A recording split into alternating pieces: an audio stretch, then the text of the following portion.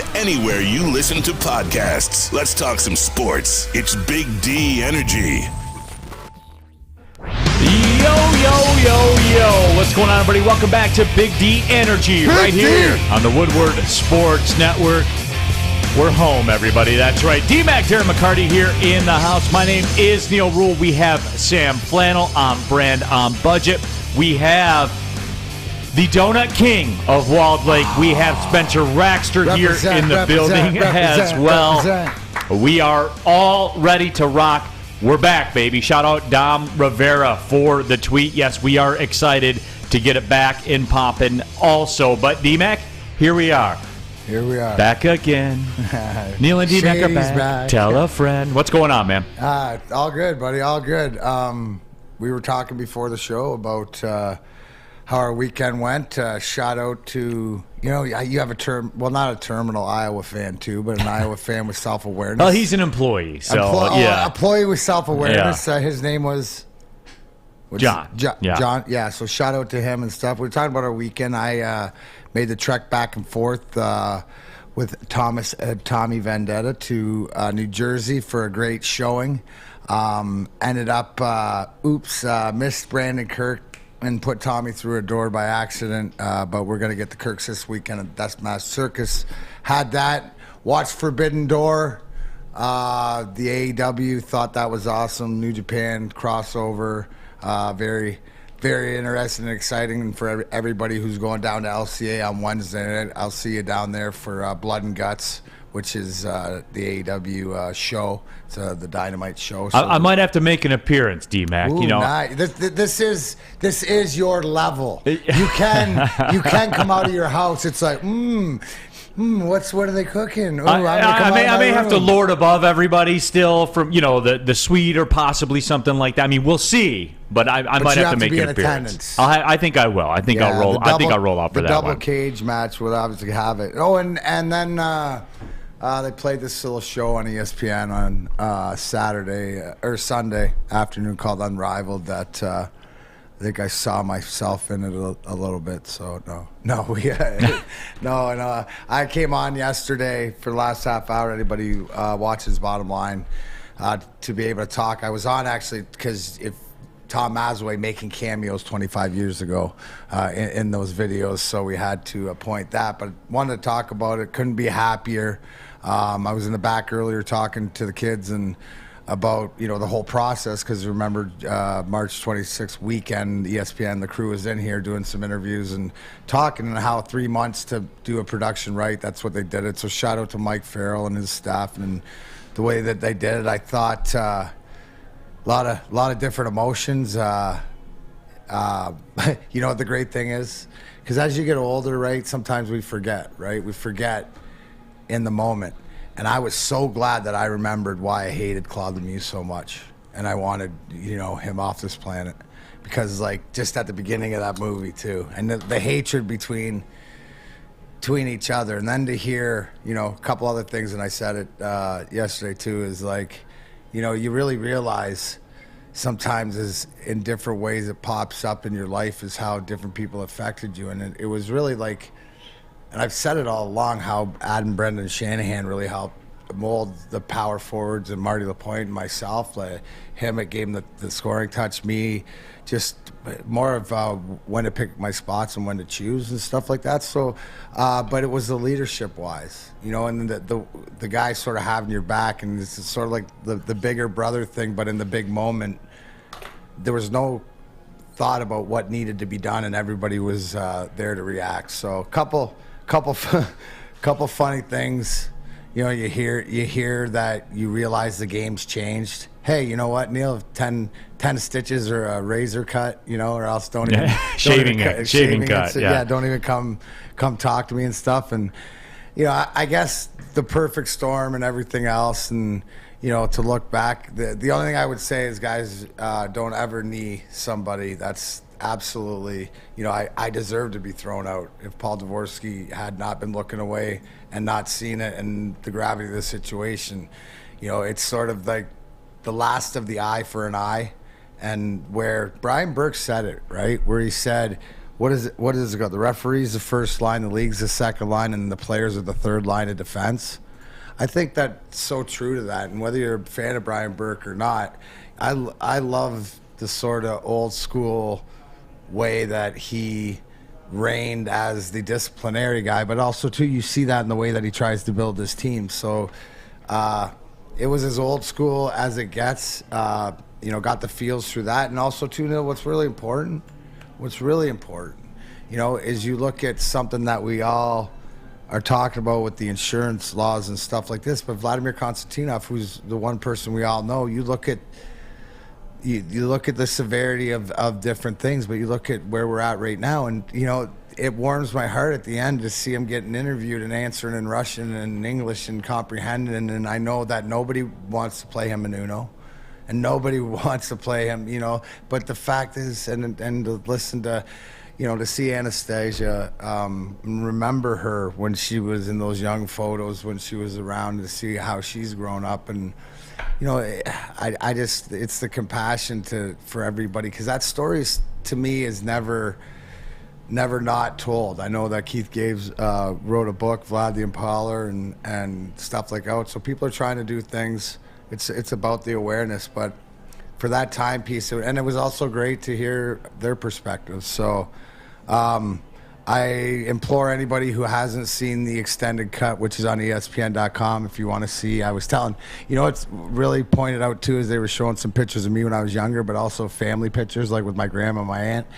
And I said, you really go back to childhood photo, and you can see it, because it reminded me of like that '70s show, because it grew up in that era. But go back and look at it sometimes, and you can really tell, how things have changed, and some things stayed the same. But I couldn't be happy. I couldn't be prouder. I thought that they captured the essence and the honesty of who I am, and just the way I call it, like I see it. And I think it's, I think the gravity of the situation to when I say my best friend, when I say the center of the grind line, and then they show, how close, we really, really were, so why it was so personal, and why I hope people enjoyed it, to understand. And I gained more of a respect for Patrick Wall than I had before. Just what he said about, sort of being in a bad place. Ozzy didn't deserve it. But here's the thing. You look at Ozzy, you look at Vernie, that's the guys are all in. Just because they're quiet guys or whatever, they're all in. And the one thing about Mike Vernon, I think when they were talking about the accident, I think his face and his emotions said it all. And he's one of the most stoic, I guess, not calculated, but, he talks with, he's the cowboy, baby. He just talks, and it's very poignant, and I think his facial expressions and everything spoke for millions of people. Rack on our YouTube chat thread, and we're going to get pretty deep into it. I mean, it's summer, guys. Like, we're pushing July here. Baseball is the only sport going on everywhere in America except this town, and we're gonna take the first segment of the show, and we're gonna get into it, because I had some questions that popped up in my mind. It's important, right? Look at where we're at. It's the perfect storm. What's the next thing? We're gonna talk about it, and and I'll give you my opinions about who I think the next coach is, and I think that'll be handled in the next few days, going by how Stevie sort of just waits until the proper time to do it. And now that the silly season, as I call it, and free agency opens up, we'll hear about the coach, but it's about to understand how we got here, or what we're trying to get back to, or where we're at. So more than happy to talk. Yeah, absolutely. And I have some questions that certainly I want to break down to Mac as well. But I think this one here that comes from Rack is very important. I think an underrated part of Unrivaled are all the great mullets. Was that during that era, D-Mac, and I know people have talked about it before, that was the mullet's golden era, not only in the NHL, but I think just in general, in fashion lore, in style lore, all of it. The mullet will never see another day the way that it saw in the early to mid-90s. Absolutely. All you got to go to is the 93-94 season hockey card, my rookie season. I think there's about 20 of them out there.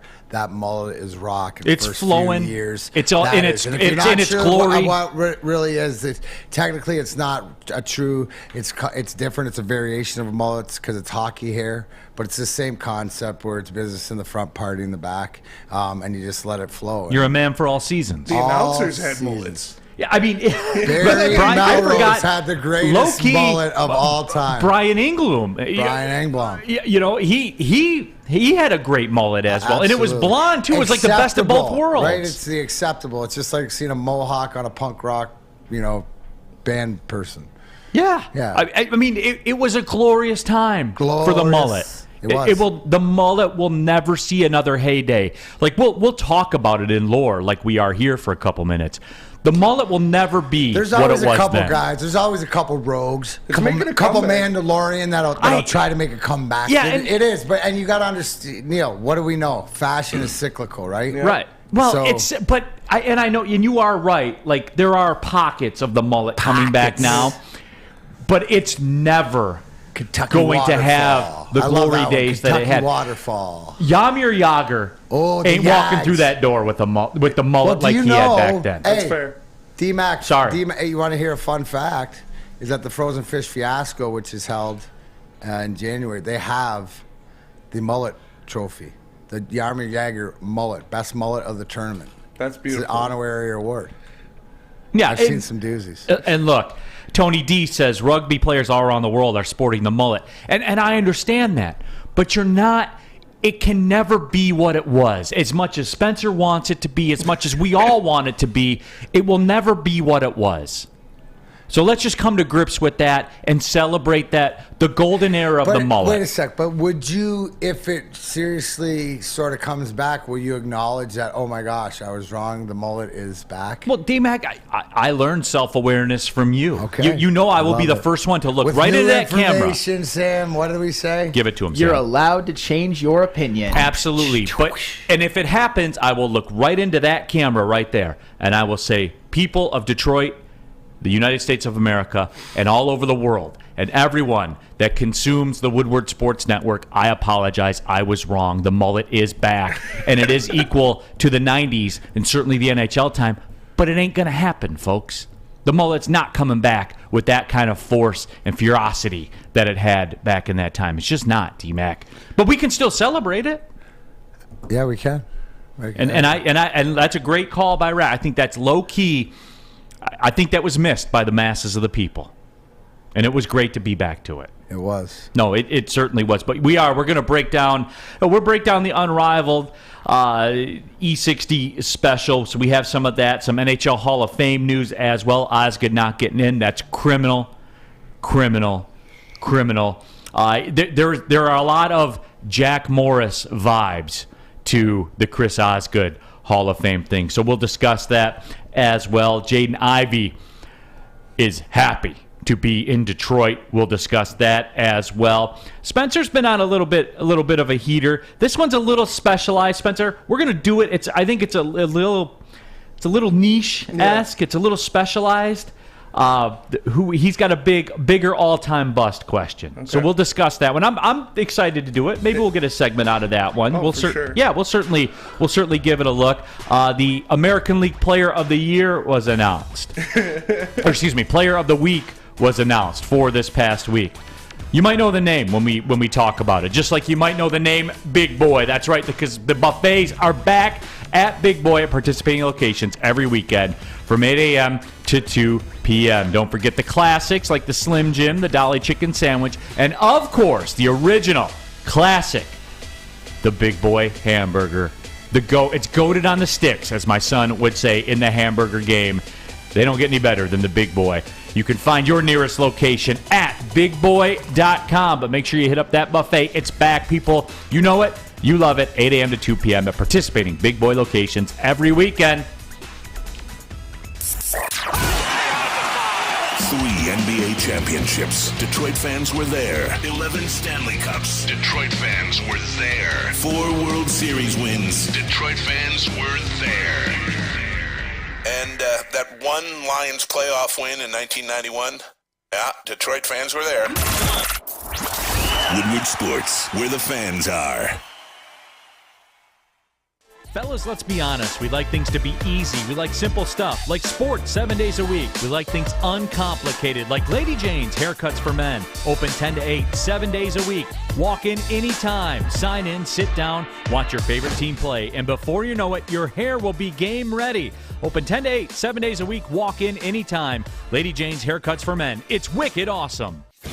Make sure you're listening to Woodward Sports all day long. Start your morning with the Morning Woodward Show. Spend middays with Big D Energy. Watch and listen your drive home with the Bottom Line. And don't forget about Woodward Bets Daily. All live, all right here on the Woodward Sports Network.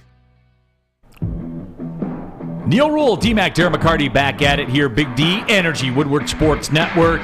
We got Sam Flannel, we got Spencer Raxter here in the building, but a lot of love for the Unrivaled E60 documentary on the Red Wings and the Avalanche. And oh, by the way, we have a guy that was a pretty central part of all that.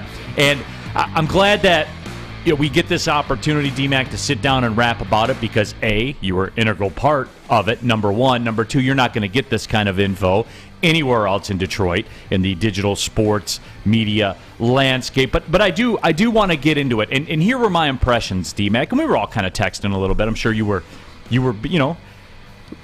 texting a little bit. I know you probably had a gajillion text messages going from people at the time. But the thing that stuck out to me, the biggest takeaway I had from it, and it took me back to that time like it did everybody else.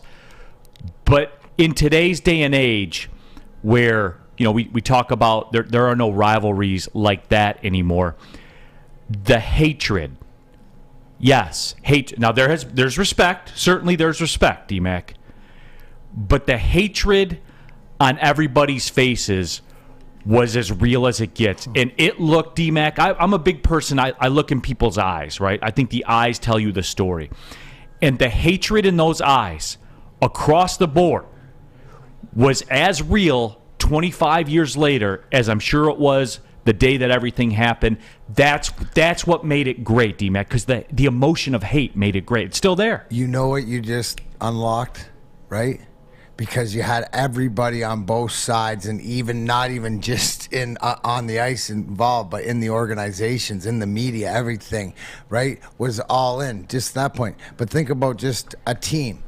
Right? So let's just say 23 guys on a team, to get them today's day and age all to buy into the same and be invested. And that investment is that hatred.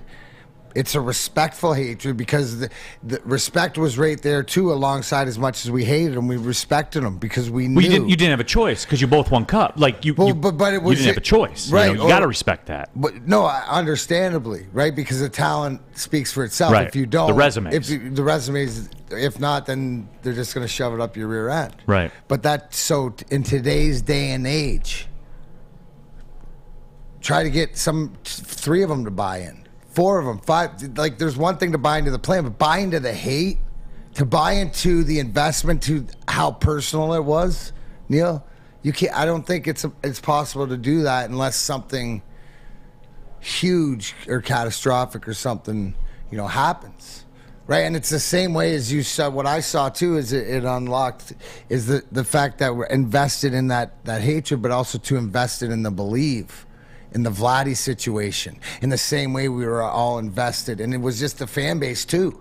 When I say the team, to me, the fan bases and everything. But we, as a Red Wing fan base, went from that hatred and getting over the top and defeating our enemy, had to go into the worst with the Vladdy situation. But we took that energy and we took it into the believe. Dave Lewis, our assistant coach, created the believe, where the patches, and there's a believe stone, and it was in Vladdy's locker, and that was the mantra that everybody took that power. So it's that community, the wing wheel, everything that, but absolutely. And then when it filters down, because then when it's the guys that are going to war and they have the most fire in their eyes, right down the lineup. That's what I always say. what did we reveal? Like, we didn't have to be the toughest, but we were team tough. We were going to go down, fight, and it was almost like the mantra of, like, the movie 300, right? You know, Leonidas and the Spartans and the 300, you know, they were going to go down together. So that's no matter what had happened. It wasn't about the outcome. We knew what we had to do, but we stuck together through and through, and it worked out. Rack's on a heater today because this is another great point.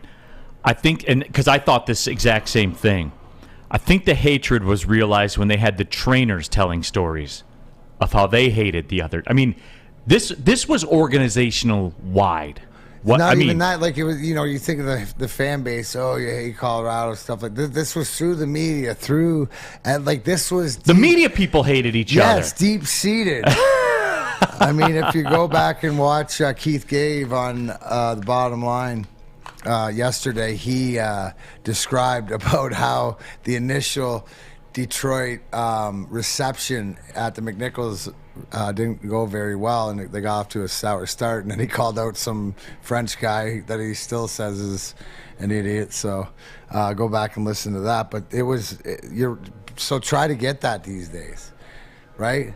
You can't get everybody invested into the story. Like I said before, the other thing is it's like Star Wars, man. It really is. Yeah, and for me, D-Mac, and I try to put my finger on that, and I'm curious to get your take on that. And this isn't just an NHL thing. I mean, I think that this is sports-wide, where we won't see rivalries like that because I don't think that you're capable of seeing hate like that in an era where everybody has the same agent or everybody has the same sponsorship deals with the same shoe company, so they're at the same corporate events. They spend time with each other. In your era, it was you guys on your plane, in your locker room. That was it. And you guys had your corporate stuff that you did and all that. Once you got to the pro level, right, and you run across, so, I mean, you know, you'd be cordial. There's that, like, sort of respect, you know, sort of like golfers. They're friends. They compete. It's what happens is from such a young age. See, we weren't exposed to as much, most of us, right? So you sort of were just in your area until you got to like junior, and then it's sort of like the clan mentality and stuff. So you're not sort of intertwined, and you really don't until junior hockey start to get to know guys. But you're battling other guys, and then you get to know them a little bit. And it circulates from there. Nowadays, Neal, since you're like 8 years old or whatever, you're playing all these like all-star teams, travel teams, going to other, like St. Louis is here, Chicago's here. Let's go. We got a tournament in San Francisco. But your kid's like 8 years old. Yeah, I know. You know, but so everybody knows each other. You know, the billet system. That was the big thing when we were growing up. If you went away in a tournament, there's always a tournament in Quebec where you get billeted out. Right, so you get to stay with the family, so you get to know somebody, and sometimes you'd meet somebody in your travels down the road that you'd met back then. So it worked differently. And then obviously technology, we didn't have this. So now you want to meet somebody, you don't know somebody, you just reach out, and if they're a good dude and you have, you know, commonality, you'll hook up. It's just easy, or you get to know more about the person. You think he's this way, but you see, he's not that way. And so the game's changed. That's all it is. The rules have changed. The game's changed. The tools have changed. As much as the skates and the sticks and everything else have changed, well, the way it's viewed, operated, and the training and just the mentality from right when you put your first pair of skates on has changed. Zach Conley, I wish sports were like that now, but everybody is buddy-buddy. And you know, again, going back to some of the reasons, I think that certainly is the case to some degree. Jack Harrington, he's our resident like New York fan. I think every sports station / sports show in America has a New York fan that, you know, it's like their resident New York fan. But Jack Harrington says the Metro Division rivalries are better than Colorado versus Detroit. That can't be the case. Maybe over the period of time. I think that the consistency of it, right? Like you're gonna so if that's a 10, right? That's the only 10 you're ever gonna get, right? And then what's the next sort of rivalry that it's gonna happen? Well, now because things have changed with the divisions, it wouldn't be until the finals. I think consistently night after night, right? Where every game and they also have the commonality of like it's like a cage match.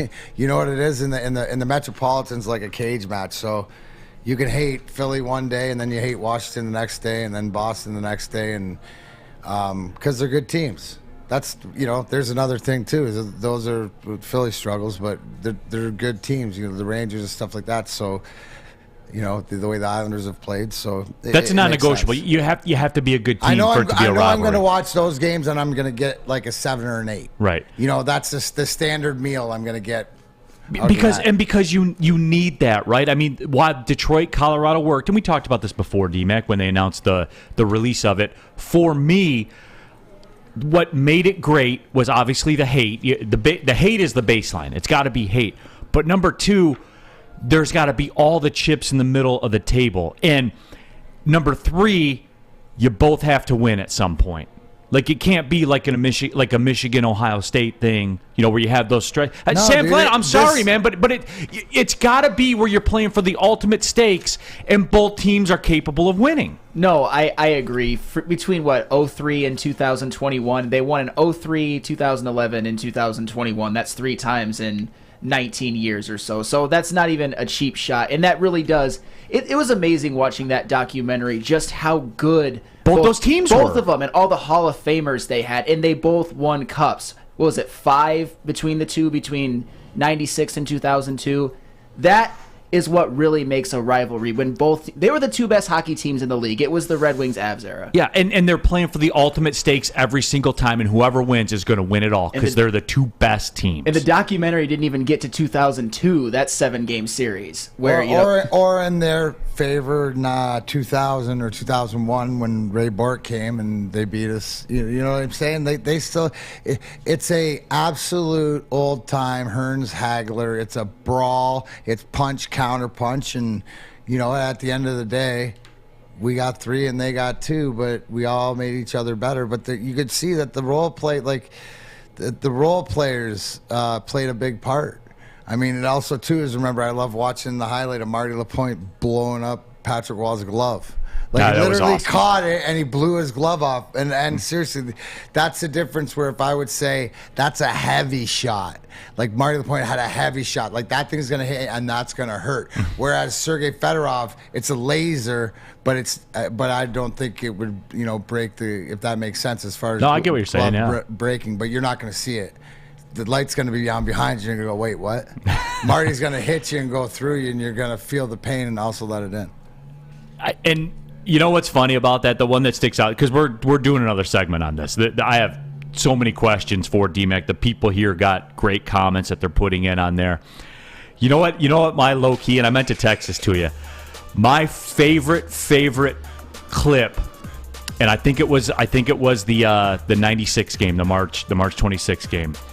They're going to drop the puck to start the game, and Sergei goes out to play defense, and he's just kind of skating around in a circle. Like, everyone is like so intense, and everyone knows that something's going to happen. And Sergei just cuts around and skates in a circle, puts a stick down, and they're ready to go. And then cuts back, and he's just... I love that, man. I know you do. I love that, man. I know you do. You got another... Oh, my... And it's low-key, and if you watch it again, just watch. When they drop the puck... pants got tight, low-key on the couch, no hands. How did you have a gypsy? It was awesome. But it took you back to what you loved about watching. About 1,000,000%. And then, seriously, though, but the gracefulness... Yeah. Even that. Just getting ready for the game to... That dude was built different, bro. Yeah. Ferrari, bro. Absolutely. He was a Ferrari. Like, mybookie.com is the Ferrari of sports betting sites. The best place to get your bets in. Make sure when you sign up, use a promo code Woodward. MyBookie will match part of your first deposit in free bets. You can win big at mybookie.com. Football's just around the corner, everybody. Get it ready to go at mybookie.com. Bet on anything, anytime, anywhere with MyBookie. Have a gambling problem? Call the Michigan Gambling Hotline, 1-800-270-7117. You have an opinion? Make sure it's seen and heard. Corner, jumper, tweet us, hop on the YouTube chat, slide in the DMS at Woodward Sports on all social media.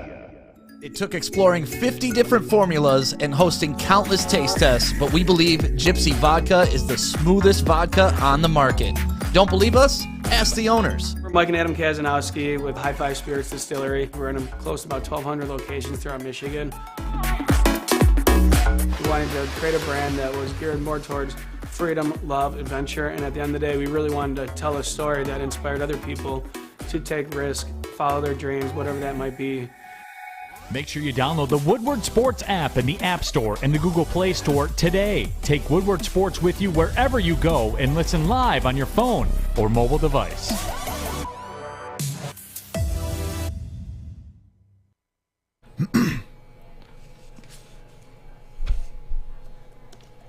Ribbit, D-Mac, ribbit. Oh, I'm sorry, ribbit. When you need a pair, there's only one place to go. Big Frog Novi with no setup fees, no artwork fees, no minimum of a 24-hour turnaround. You can have your whole team outfitted in no time. Sorry, I was telling the difference between Al McGinnis is fast and a hard. Sergey Fedorov is fast. Right, the point is hard. It's heavy. Don't worry about it. You could get it on a shirt if you go to Big Frog. The embroidery, Dr. Garment, vinyl, and screen printing. Big Frog has the styles you want. Visit bigfrog.com/Novi or call 844-4BIG-FROG. That's 844-4BIG-FROG. Bigfrog.com/Novi. Tell them Big D Energy sent you. Ribbit. Back out of here, Big D Energy, Woodward Sports Network. Neal, Ruhl, D-Mac, Darren, McCarty, Sam Flannel, Spencer Raxter as well. We're getting D-Mac's reaction and just discussion points about Unrivaled. In the wrong No, spots. I know, but because I'm fired up, because I know the people are fired up. And again, I want to take this opportunity because, D-Mac, you being here is something nobody else has. Nobody else in the city has the opportunity to sit across a desk from you and ask these questions about the things that I've noticed, that the people have noticed as well. And Aaron Tackett, which is actually pretty funny, my late start to the show is actually due to me rewatching Unrivaled, LOL. He says his favorite part was you saying, once I put my word on it, it's going to get done. He said that let me know that D-Mac was going to be a damn savage. And I talked to you earlier about the eyes, right? And 25 years later, you looking into that camera. And I remember the talk about that before, even before you and I knew each other and were friends and stuff like that. Again, the emotion of it and getting to know you and being friends with you and getting pretty close to you, it really stuck out to me because you always talk about accountability, and you're a teammate. You're a teammate the same way that when you're a friend to somebody, you do everything in the world for that person. I know you've done a lot of stuff for me. That's what makes you the person that you are. That's what made you the hockey player you are. When you look in that camera and you say, I'm going to handle it, like that made the hair on the back of my neck stand up even more because I know the type of person you are. To hear you say something like that, and whenever I've asked you for a favor, when you say I'm going to get it handled, I know you're going to handle it because you've always handled it. And just when Aaron Tackett brings that up, that was one of the more moving moments of it because we go back to that. And that wasn't, again, this wasn't sports. This wasn't hockey. This was, you were the best man at the dude's wedding. Like, this was friendship. This was a family. This was playing and traveling and everything like that. And it was moving, man, just because there was no more you moment than that, man. Like, just the way you are in life. Yeah, just the principle of it. It's life or death. It's what they're always saying, what hill do you die on? That's my hill, sticking up for everybody in my journey, which has been full of ups and downs. But when I say self-awareness and look in the mirror and accountability, but vulnerable truth with integrity is what my heart virtue is. That's sort of like why a firefighter goes into a fire instead of away from a fire. It's just the way it's built. So I feel there's certain things that I can do, that I will do, that other people wouldn't, and I wouldn't want other people to do them. It's more of not that I enjoy doing it, but I enjoy it more than anybody else having to, and it's I guess it's the not wanting to die, but it's not it's fear of not, if that's the path, that's the path.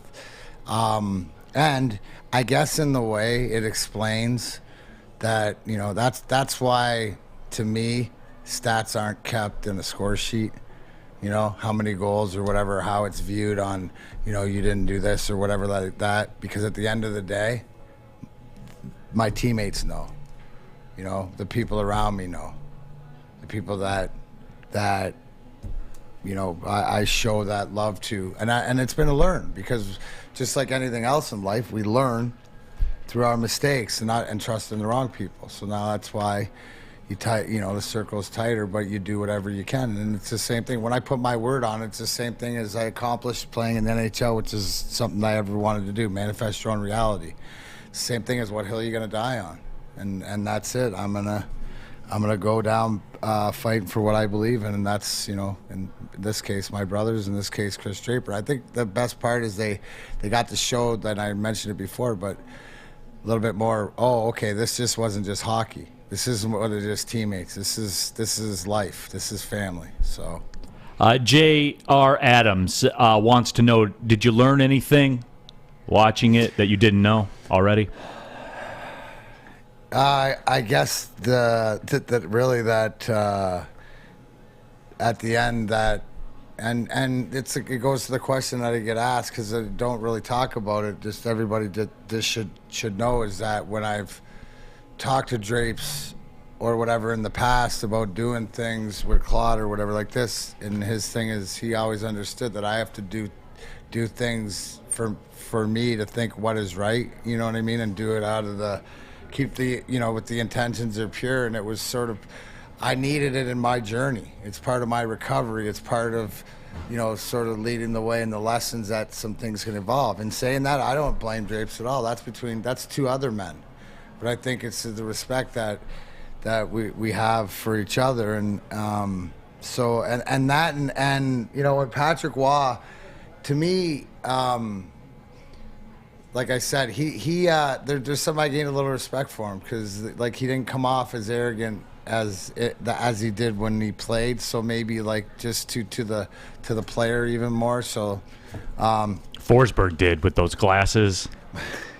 My wife texts me and says, "Did he borrow your glasses? They're so dirty." You look like I thought he was like Fear and Loathing. I thought he was doing a Hunter S. Thompson. Can we go back to it? I want to get the official Darren McCarty statement on Peter Forsberg one more time. That the one that I love, where Peter Forsberg hates Darren McCarty. Your guts. Peter Forsberg, you, me, your dog too, hates your guts to this day. That's why I wore those dirty glasses. That was Peter Forsberg hates me. Yeah, he hates me, but he hates you too. Yeah, that was the one that still kind of came off. Peter Forsberg hates me, but he hates you too. Yeah, and that was the thing too, because here's the Neal section of the program right now. What got me going about Forsberg was I heard some other media people in town talk about the comparison of Forsberg and Fedorov, and how, maybe I think Forsberg was a little bit better player. Stop with that. Stop. Those two guys are not on the same planet. To me, now I'm a slappy, I admit, I'm compromised. And Forsberg was a great player. He wasn't the Rari.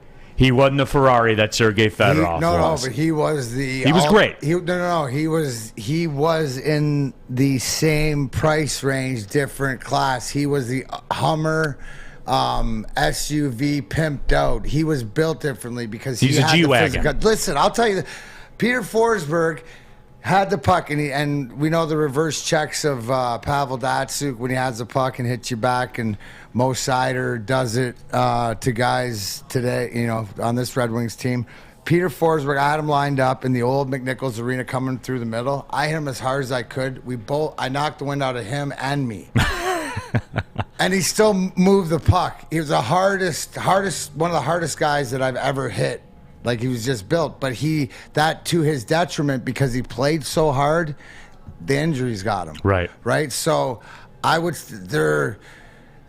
they're different. They're different vehicles in the same price range. Okay? I like that. That's a great comment. All right? Man. I like they're that. side by each in the garage. Yeah. Just what kind of day? I gotcha. He's that. I guess he's like that Range Rover that they drive. I don't care if he hates me and he hates you. You got to give him his props. No, man. and I He's do. one of the best. And I do. He's just not Sergei Fedorov. No, he's but not. nobody is. Bingo. That's right. what it is. I mean, that's your guy, and that's all too. But you don't got to hate on other great players that are like in the same garage. No, absolutely. Sam Flannel, is Peter Forsberg and Sergei Fedorov different cars in the same price range? Yeah, they're both all-time great. They're different kind of players. I would say that Fedorov was better, but Peter Forsberg, I mean, he was arguably him or Sakic, the best player on all those Colorado Avalanche teams. So they're both in kind of, I'd say, the same room in the Hall of Fame. Maybe Fedorov is like a room above. But to your point, Neal, Sergei Fedorov, that MVP season, Peter Forsberg never did that. So there's that. Yeah, but he didn't miss Joe Sakic. But Joe Sakic wasn't out for a season that's either. the thing. You know? They just had their Fedorov Yzerman in a different package than Sakic Forsberg. Can I ask you this too about Claude Lemieux? Sure. And this I don't know if I think this is funny or if I'm alarmed by this. I saw a lot of me in Claude Lemieux from this perspective. I did. And here's why. For the way that he sits down and talks about it so matter of fact, because it was business for him. And he was a professional out there. And he talked about how he took pride in the fact that he could alter an entire team, right? He could alter an entire team, an entire opposing team. Let me ask you a question.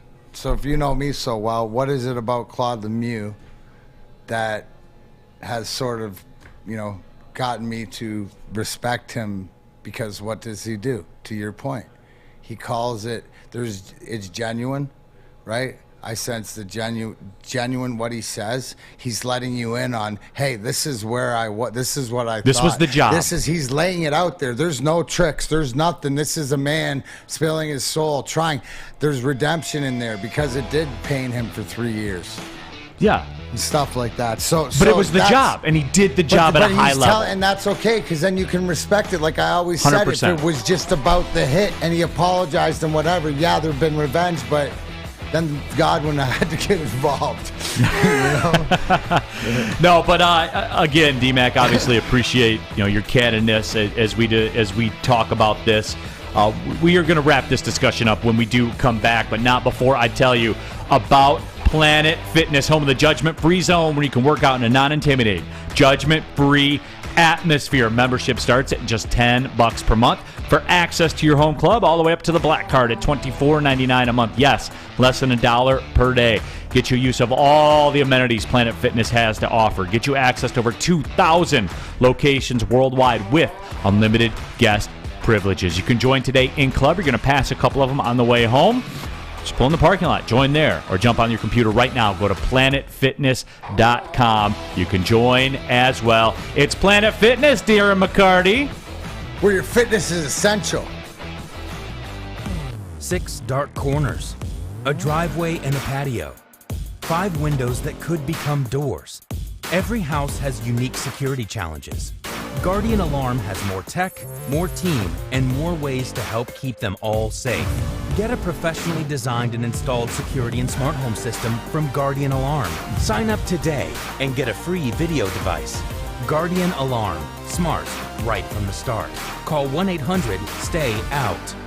Hey, Scott from the Woodward Bet Show. We've been red hot. You guys got to make sure you're tailing along. And also, we're going to start talking about fantasy football. Get you guys ready for your drafts and all that other fun stuff for the upcoming season. But listen, first, you guys got to get over to that app store and download oddstrader.com. It's got live scoring, play-by-play updates, and it's the best place to check all the odds at all the sports books right in the palm of your hand. But listen, we got to stay hot. We're going to win us a winner tonight. Let's go with the Boston Red Sox. Red Sox been hot. Oddstrader.com. Woodward Bets. Check it out. Hey guys, D-Mac here at Alta. Uptime matters. Alta Equipment has everything you need to get the job done. Have a bog project coming up? Alta Rent has you covered. Call them today. 844-GO-TO-ALTA. That's 844-GO-TO-ALTA. On and poppin', Big D Energy, Woodward Sports Network, Neal, Ruhl, D-Mac, Darren, McCarty, Sam Flannel, Spencer, Raxter. Final couple minutes here on the Unrivaled documentary. I figured, we'll take some time to discuss this at length. It's not often you have one of the participants in something like that sitting right here for you. And remember, Ask D-Mac coming up at about 12:50, final 10 minutes of the show as well. But, just kind of taking the final bit of your comments right here. Jake Wegener, Neal, doesn't understand why he's a heel. Also, Neal sees a lot of himself in Claude Lemieux. LOL. No, just, you got to do the job, right? Like, I do have a lot of respect for him, the way that he handles that. The candor. And says, hey, that was the job. He did the job. And you guys, I think ultimately that's why you guys were able to come back and win. And as you were talking about Patrick Waugh, that little clip of him talking about where I got to the point where I was worried about fighting the other goalie, which obviously took me away from how can we beat the Red Wings. Because when you're at that level, D-Mac, the Avs were great. You guys were great. It's going to be determined by a couple of bounces and mental focus. Well, that's the line. That's the line. There's different ways we're keeping that focus in check, right? Keeping that not crossing the line. You saw that, and even too when you look back at it, bringing that up. Look at all the times where even Coach Mark Crawford, just losing his marbles at Scotty. Like, it seemed that we were able to get them, for whatever reason, to cross the line and look back and regret what they'd done, right? Obviously. One of my favorite parts, just the little tidbits, was when everything was going down after Shanny clothesline Patrick Waugh and Vernie's coming out. Shanny is fighting, I think it's Forsberg or Foot or somebody, and mid-punch turns around and looks at Vernon with the smile on his face. It's so They weren't funny. really fighting. They were they waited till the next period to throw them. But with everything going on, they sort of took the tack that we're going to wait and see in case, because you got to remember, Lidstrom's out there, Forrest was out there, Larionov, so it's more or less, and then there's hundreds of millions of dollars of athletes out there. It's more of it's not, there's enough going on, and now the goalies are out, so the MP in the Army responsibility, right, is not to get involved, because as you see, the hockey code, what do? First shift, next period. Then when it's, do you understand the psychology of it? Because when they both said it, they looked back behind and they were laughing but you got to remember Shanny was involved in the in the junior brawl between Russia and Canada back in 86 or something like that. And Vladdy was on the Russian team. Mm-hmm. And that's when it was a bench brawl for an hour. Yeah. Right? So don't let Shanny, he's like James Bond, man. He's got all the secrets. Yeah, but that was funny to me how Patrick Waugh admitted I was worried about fighting goalies instead of playing hockey. And that's the line. When you have two great teams, sometimes that is the line. How do you get a Hall of Famer off his game? Get him not thinking about the game. That's it. And that's what Claude Lemieux did to you guys at times. I mean, that's what it is, so man. So it is, and in fact, they're best players. And that is the way that works. I'll tell you the overriding thing through this, D-Mac, and this was something even my high school buddies in our little text group that we were talking about, and I think that I've seen a couple people talk about it in the chat thread as well. Winning in Detroit, winning at a high level. The juice of the playoff games, a game day when you guys were playing Colorado. You were thinking about it all day at work or doing whatever you were doing. I mean, you were just thinking about it all day long, looking forward to the playoffs, Can I tell you how it's going to be in about 3 years, right, when we do a show? If we're doing it here, and what we're talking about is where we're going to go for lunch downtown. We got to choose because we don't know what game, and it could be a basketball game. Maybe it's a football game. So I guess we wouldn't be here if it was because it was a weekend. We'd be downtown already. Yeah. Scratch that. But the fact that, the hype, because you remember, you're old enough. Spencer doesn't remember. Sam Flannel, they're too young to remember. But you planned your day around it. Yeah. Right? Around your day, especially in the playoffs and stuff like this. So the excitement that's coming up, it's real. it's real, and there's nothing like downtown getting fired up, get that LCA rocking now, and everything's coming to fruition. And the teams are I hope behind so, us. man. Well, and then that's why it's important to see. I think the next 3 steps is who's the coach, right? Which is coming soon, right? Who's the player or players we're going to get in the draft, or what moves are made? Is there trades in the NHL on draft day, or are big in the NHL? And then what's the free agent splash? So in the next few months, it's big for Stevie Yzerman to give you some more direction on where he's going with this Red Wing team. And you're talking Pistons. You've already seen what Troy Weaver's planning on doing. Now it's all speculation on, is it Miles Bridges, is it Ayton, is it this, is it that? Who knows? It seems like he's got some plans, some direction. We're going to be talking football right here real quick. Camp's going to get started, so it's all exciting. And then if there's a nice day out and the weather's going to be nice and you want to go get an expensive beer and hot dog and sit outside for a few innings, you got what's going on down at Comerica Park. So, it's great. Yeah, you do, don't you? It's going to be the same. But you know what, it's not going to change down there. Let's just bring it full circle, all right? Because it's not going to change. And here's the byproduct of that. No change. I got no one to blame. Alavila. God, no change. But here's the byproduct of it, right? When we're firing those text messages back and forth and we're talking about game days and the electricity and teams winning in Detroit and stuff like that, it did circle back to that for me. And the bill of goods we were sold on the Tigers this year, man. And not even this season. I moved past. You open up the chest of gold, and it's kitty litter. Wow. Yeah, but it's not even this season. Not even clean kitty litter. It's used. Yeah, but it's not even this season. It's just, I'll never forget that day, and it was about a month ago, where you said, there's nobody coming. The cupboard is bare. Yeah, the cupboard is bare. Those were your points. And I knew, but I didn't know. And it makes You knew, but you didn't know. And that's watching that documentary on Sunday brought all that. And it's weird that this is happening to me because I pride myself on being above this. You know what I'm saying? But to self-awareness, to dig down into the mud. Yeah, but what do you expect? Look at the guy's resume. I always say that. I'm a big resume. Look at the guy's resume. What did you expect was going to happen, Neal? And I didn't get caught up in it. I prided myself on that opening day when we were doing the show. I didn't get caught up in it. What are you talking about? You threw the first pin in the balloon. Right then and there, I didn't decide right. So why am I so mad about opening day and Eric Haas and everybody and boom, pinch it. Oh my God. But what did Neal do? Opening day? He said, guys, that is such a great balloon. I haven't seen a balloon like that since the Macy's Thanksgiving Day Parade. No, come on, nice. D-Mac. And then he went, but your cleanup hitter is it. Jamer Candelario. Pin. And just a little pin. He didn't want to blow it. But then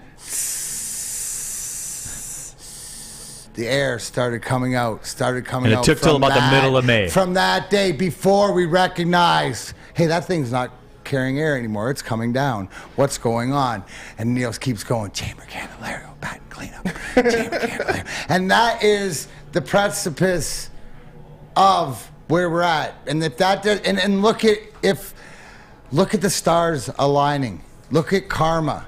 I mean, you got Paredes when we're hitting bomb after bomb. He's got 7 in the last month that are big. Like the talent that's not there, Neal. It's bigger than that. It should. What I'm saying is the pin, Jamer Candelario, where we are now, should make you look back and say, how did we get here? Oh, you don't have a guy that's got plus WAR since 2014. You know that you've brought up in your system. No, and Chuck says, Neal, did you let fandom sneak into your head? No, I'm clean about that. I'm a fan. I am. I work in sports, but I am a fan. I'm born and raised here. Parents worked in the car factory. I am Detroit. No, but that is something though where It did, though. Did that happen to you at all, Spence? Yeah. Like when you were going back and watching that on the Unrivaled, and it really hit home when my buddies were like, do you remember the electricity of a Red Wings game day? And people talk about it in the chat, too. We don't get that / haven't had that in forever. And guess what? We ain't getting it with the Tigers anytime soon. I remember being in tears when Robert Horry hit that shot. Literal tears. And that I haven't felt that way about a team in I don't know how long. I mean, maybe the Lions in 2014, like when they lost to the Cowboys, maybe that's the last time I've felt like that, aside from, Red Wings winning the Cup. But it's, oh, man, it's tough. And we're on the way back for a couple teams, but, yeah, Tigers, no. It's even when the Tigers were in the World Series, like, they got swept. We felt like nothing. And it was cold. And it sucked. Yeah. It did. Red Wings coach, D-Mac, you hearing anything? What's the story? Well, you know what I told you? That what I thought, I guess I'm going to put, from what I'm hearing, I told you it was the assistants in Tampa. He's looking at Lalonde. But I think it might be Jeff Halpern, former NHL hockey player, played in my era. Great, I'd say type of player was along Chris Draper. Lines, but a smart hockey head, has been assistant coach under John Cooper. He looks like he could be the front runner for that rate now, but you never know. All I know is Stevie's going to get the guy he wants, no matter who it is. Yeah, but it's looking pretty apparent it's going to be that tree. One right off that tree. It's going to be off that tree, which is a pretty good tree. And somebody asked, because John Cooper sort of made an illusion, or I didn't see the interview, but something where enough for people to question, could he be coming over here to coach? Anything's possible. Hashtag wiser plan. And real quick on the YouTube chat, the Rack says it best. I miss having to go to the bar 2 hours before the game to get a table to watch the game. Can I get an amen? That's the kind of electricity that was there. Amen. Yeah, but back then you could have just watched it at home and pour some Gypsy vodka. That's right, because the official drink of summer is here. The Mulligan, made with Gypsy vodka. Whether you're out on the golf course, as Mr. Braylon Edwards and I were yesterday at the Detroit Golf Club. We all do, yeah. There may have been a gypsy or two consumed. I'm just saying, there may have been, because it is the official drink of summer, and the Mulligan is calling your name all summer long. Ask for the Mulligan at your local golf course, or get some at a Total Wine store near you. And don't forget, too, the classic Gypsy vodka, one of the best vodkas in the game, always available. Soda, tonic, couple limes, however you want to do it. Gypsy Vodka has you covered, everybody. Ask for it by name. It's Gypsy Vodka. As always, drink responsibly. We don't like to brag that we are the toughest sports network in Detroit, but we do have a guy named Darren McCarty on our side. Lemieux and McCarty, who've had a good knockdown drag up. There they go, right on the whistle. They were talking to one another. Woodward Sports. Life is full of hard choices. We're here to make one of life's biggest decisions as simple as possible. My name is Christina Gennari, and for over 20 years, I've helped hundreds of families buy and sell homes. We cover all of Metro Detroit and more, from large luxury homes to starter homes. We will work hard to make sure that you get the home of your dreams. So if you're in the market today or even thinking about buying or selling in the future, make the obvious choice. Christina Gennari, the obvious choice in real estate. Visit us at soldchristina.com today. Get a shot up. This is for the win. All of Detroit's sports teams live on Woodward. All of Detroit's sports coverage lives on Woodward Sports. Driving the best in Detroit sports coverage. What's going on, everybody? It's Spencer for the Folding Warehouse in Hamtramck. You know it, you've heard of it. It's the home of the original football bowling pin game called Folding. Multiple different ways you can play. They've got $12 open unlimited play. You could stay there open until close, have a good time.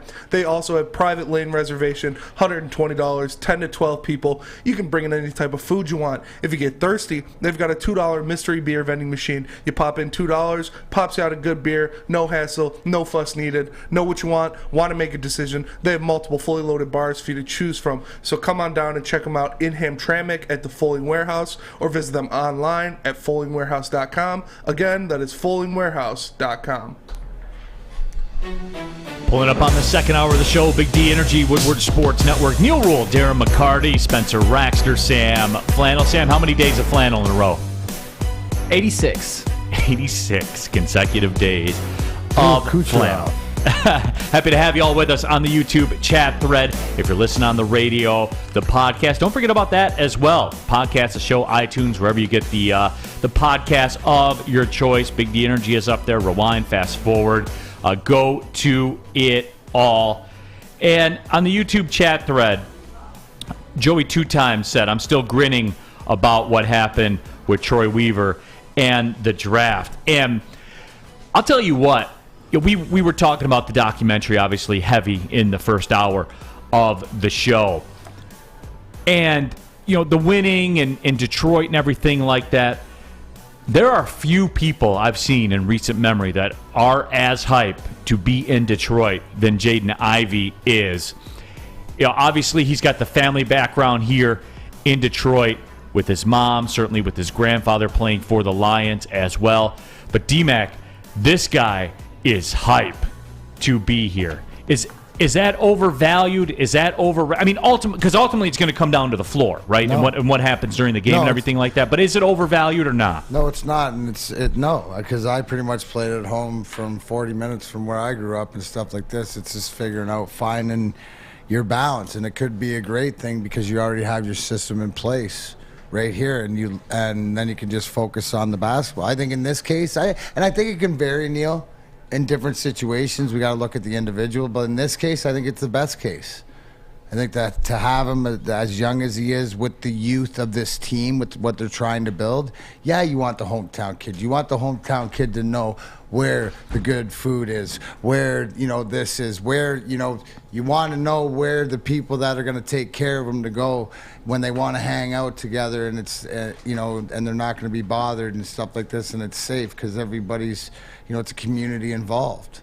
You know what I'm saying? So I think it's great. I think for this young Pistons team, this is absolutely right in Troy Weaver's game plan when Ivey came available. I mean, it all just came together, and I loved it. I love the fact of his father and his grandfather and all the history. The more the merrier, because now you got something you got to live up to, right? And that's the whole thing. Not only does he have to live up to being a 5th overall draft pick and a first rounder, but then he gives some jam. So it comes down to the kid. Is he going to look in and say, "Hey, when I put my word on it, I got to get it done. I love my city. Let me show out for it." Okay, along the same lines as me saying it's got to be done. I'm gonna whip his ass. Chuck says him wanting to be here means that when Weaver says he wants him to work on his defense, I feel confident that he took that to heart, and we will see a two-way player. And it's. Obviously, everybody's still buzzing from the NBA draft and Troy Weaver. And look, I go back to discussing, man, we missed the days of a winner. The one thing, and this is maybe what makes me a little despondent about the Tigers, is the one thing that you do see with 3 of the 4 teams here are general managers that get how it works. And when I say get how it works, from the cap to the draft capital, all those things that I talk about all the time, that good teams use to their advantage, that good teams use to stay good, that good teams use to get good, those are the things that they value with cap space. And so obviously the discussion with the Pistons turns to, and here's where I'll lean on Spencer a little bit for this. This is where the discussion with the Pistons moves to, Spencer.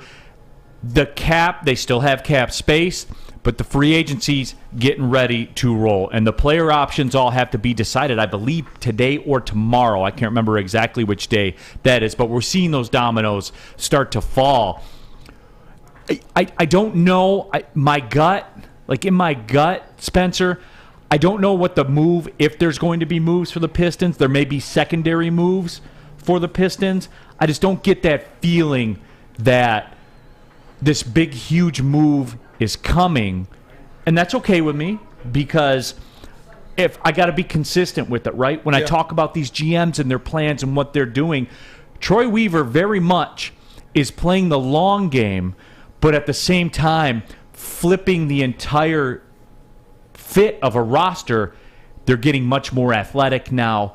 you can see what he's doing, but he's not going to do anything if the time's not right. No, definitely. And so for the player options and stuff like that, there's been reports that Marvin Bagley, they've agreed to a multiple-year deal, short-term, probably 2 or 3 years. They're picking up the Diallo option. They're not picking up the Frank Jackson option. Somebody had to go. That makes sense. Frank Jackson had to go. And they've been talking about not offering Miles Bridges a max because Ayton's out. So it's all on Bridges. And they're talking about if Bridges doesn't go to Charlotte, doesn't re-sign in Charlotte, would he come to Detroit for less than a max? Would that be a thing that could happen?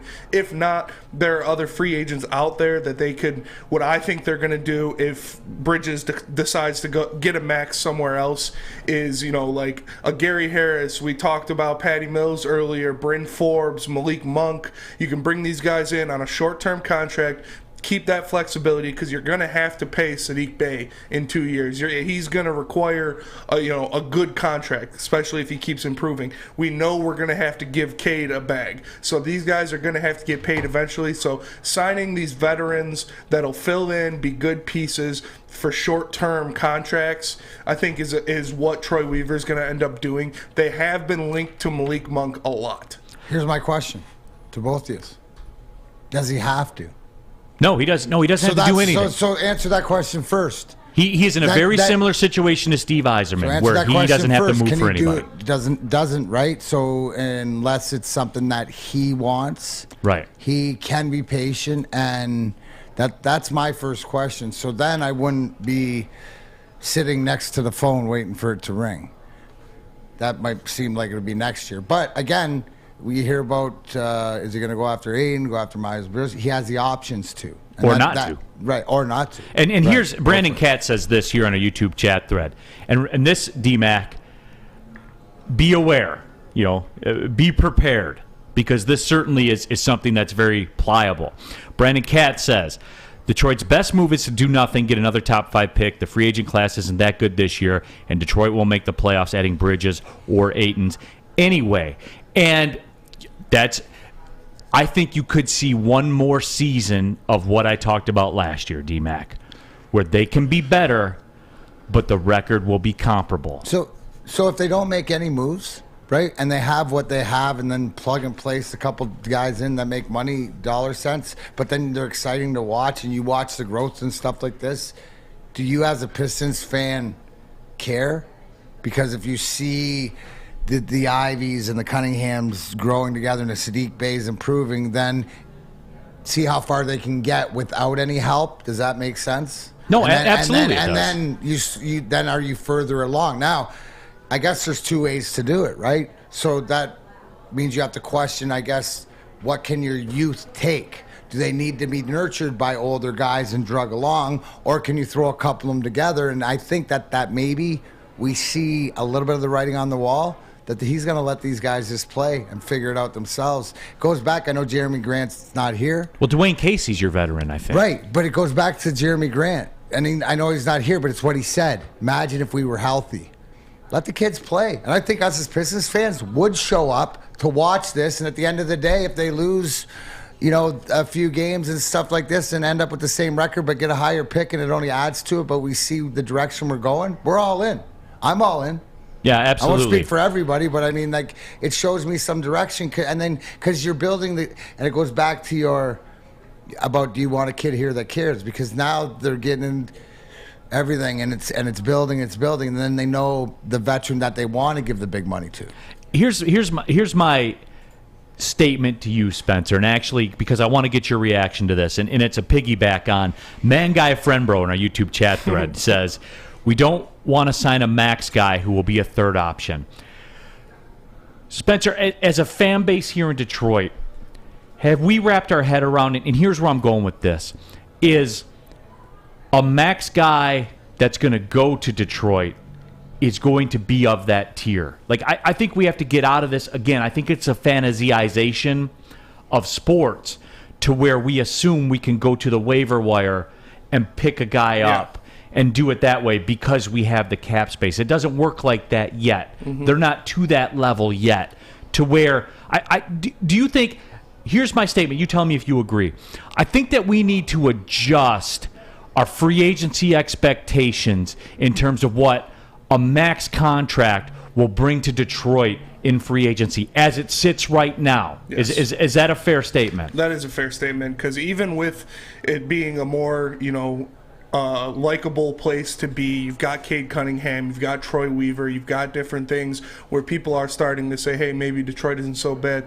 We're still not going to be the team that brings in, a top 5 player on a max deal. We're going to have to max out a guy that might not be worth it. And then I keep talking about the Toronto route, about how they built that team through the draft. They signed their players to maxes, and then when they were ready to go over the hump, they traded for a superstar that wasn't happy. That's going to be the same route the Pistons have to take. Yeah, so I think we need to adjust the expectations to where if they do go the free agency route, that's what's going to be available for you to get right now. That's the way it works. We're not signing Kevin Durant. We're not. Jimmy Butler's not coming here. Exactly. You know what I'm saying? Like they're not coming here, man. Can we not agree it's not time? It is. Here's my thing. Okay, do whatever you need to do, but it doesn't affect the big plan moving forward. Meaning you have more money in the accounts, you have more draft picks. It doesn't affect whoever they sign. I think it's somebody that you might have to pay, but maybe it's a shorter term deal so it's expirable to get what you really want. Yeah. Yeah, Elijah Robert Cinema says fantasyization, LOL. That's a term I like to use where I think fantasy sports, the prevalence of fantasy sports, has affected the way that we view real sports and real general managers and how it works for real. I think that in our fantasy sports leagues, as I talked about, if we're in like an auction league or whatever, you just pay the money and you get the guy. But in real life, the guy has a say in whether or not he wants to go there. You know what that's a term I made up. I do that from time to time. I make things up. I'm not making this up, though. The Sports Marketing Agency, they help spread awareness about mental health and substance abuse disorder. Their podcast, it's called This Is the F Word. It helps spread awareness of fentanyl and other addictions that are really, let's be real, folks, they're plaguing our communities. Go to thesportsma.com if you're struggling, if you know somebody else who's struggling. Thesportsma.com, the Sports Marketing Agency, they are here to help. Make sure you're listening to Woodward Sports all day long. Start your morning with the Morning Woodward Show. Spend middays with Big D Energy. Watch and listen your drive home with the Bottom Line. And don't forget about Woodward Bets Daily. All live, all right here on the Woodward Sports Network. Hi, my diamonds. It's Crystal with an X. You want to get hot and perfect like me? Here's my super easy routine. Drink at least a gallon of water before you wake up. Attach a weight to everything in your house. Hello? Sell your car and just sprint everywhere. Scream when you exhale. Don't follow Crystal with an X. Do your own thing at Planet Fitness with tons of equipment and free fitness training in our clean and spacious clubs. Join now for just $10 a month and cancel anytime. Make sure you download the Woodward Sports app in the App Store and the Google Play Store today. Take Woodward Sports with you wherever you go and listen live on your phone or mobile device.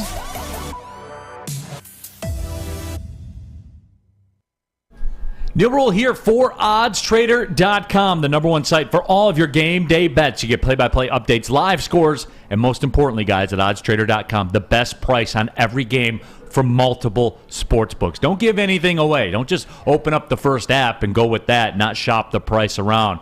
Save that money anytime you can. Go to oddstrader.com right now for your best bet. It's oddstrader.com. What it do? Neal Ruhl, D-Mac, Darren McCarty here in the house. Sam Flannel, Spencer Raxter as well. But we were just chopping it up. You know, the Jaden Ivey, he loves coming here to Detroit. And that kind of spun off into, just a little discussion in general where, and it goes back to the simple foundation of Weaver, Yzerman, a lot of the same scenarios, a lot of the same setups, tons of cap space, lots of draft capabilities as well, and we're seeing it go to work right now. And Prag Patel says, I heard Avila eats cream of wheat daily. Well, and maybe he does. That would explain a lot to me because he ain't on this list that I'm talking about. And until a real hard look is taken at that organization, it's tough to have hope. Am I being unfair? No. Absolutely. Okay, just want to check in. The cupboards are still bare. You're coming back. Nothing big's been done, except it's been apparent that the fact that I know that somebody that might not have produced here, but it's identifying the talent, because obviously we mentioned Paredes in the trade, and it just seems every freaking time, bro. Every time. So it's the same thing. Keep banging, keep doing the same things, keep banging your head. It's not going to change. There's nobody there. Who's going to change it? I mean, it is exciting to watch Riley Green make highlight reel catches in the outfield. That's awesome, and it's exciting to see Spencer Torkelson, get some hits or get a little bit hot and stuff like this. But again, too little, too late. I mean, another one like for me, the Tigers are appointment viewing just to the fact I know Scooble's pitching tonight, so I might dial into the beginning to see, and he's had a rough. He's had rough outings, the last couple outings, so to see, because he is one of the future guys. He is one of the pivotal guys, but you don't have any trust whether you can get any value if it's time to trade any guys that you slowly have no value for. You have a whole team of nobody wants nobody. Right, and so, we're talking about that, and some news dropped in baseball. Isaac Paredes was the American League Player of the Week. Oh, why do I know that name? Well, you would know that name because that was the man that was traded for Austin Meadows. And as Rack said earlier in the show, Isaac Paredes now has 9 times the amount of home runs that Austin Meadows has. So, Austin Meadows has a home run? Like Ferris Bueller's Principal, 9 times. So Austin Meadows I have it right here in front of me. He has 1 home run? 9 times. So, but that's what it is. And look, that's a sample size of a man that's on a heater. There's no question about that. And it's interesting because Spencer puts it on the show sheet, and it's up on the graphic if you're watching our YouTube channel. Man on a heater. Yeah, that's a new segment. Yeah, we got man on a heater. Man on a heater. Person on a heater. Spencer put it on the show sheet, and we have it on the graphic too. It said, "Is this the straw to break Alavila's back?" And I don't. No, because there's a resume of straws. You know what I'm saying? And the straw's already broke. It's just what's coming out. I knew it was going to devolve into this. I mean, I knew it was, and I know this was where it was going to go. And it looks so good on the show sheet where we can take a look at it and say, look, hey, Isaac Paredes, am I going to break down his game? No, I'm not. Were the signs of this here in Detroit happening? No, they weren't. But where, organizationally, why do the Rays who have no resources financially, how are they able to do this? How are they able to develop people? How are they able to get somebody that maybe was discarded by another franchise? And even this week, the Tigers had any players of the week this year? No, hell no, they haven't. Come on, man. And look, it's not something where I'm not putting Paredes in the Hall of Fame or anything like that. But this just is it salt in the wound for the Tiger season? I guess it is to some degree. But when are the questions going to be asked? Why does this happen other places? Why hasn't this happened here? Why? When are the questions going to be asked? Yeah. At what point do you have to be good at your job? When? Just certain jobs, Neal. Just certain jobs. Obviously not this one. So the question will never be asked then, right? No, the question's asked, but it'll never be answered or changed. Just the way it is. Then what are we doing here? I don't know what we're doing here. We accomplished that 2 weeks ago. Or maybe it was last week. And here we go.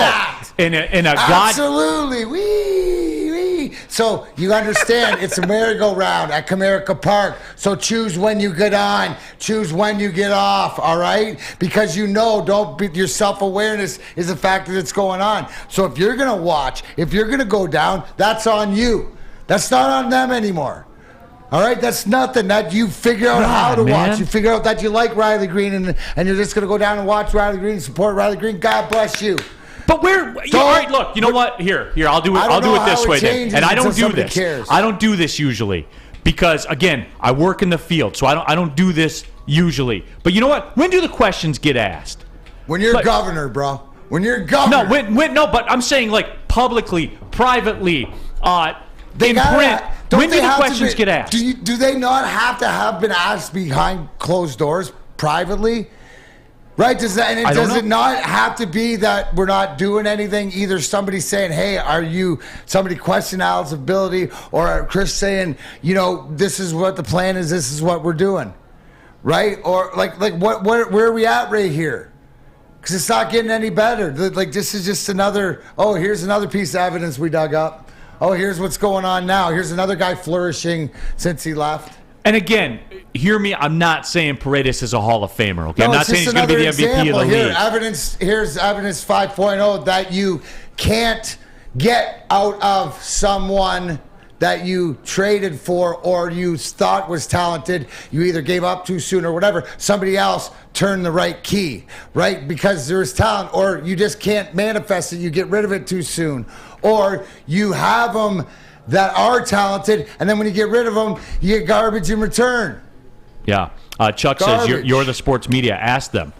What do I do here? I'm sure you'll see this on social media. I'm sure it'll get 1,000, 2,000, 3,000 views. It'll go out there. But that's not the realm of media I'm in. I'm not down there. I don't cover that team. You know what I'm saying? But I get how it works. I know how that job works. That's a tough balance. I respect it. Certainly I do.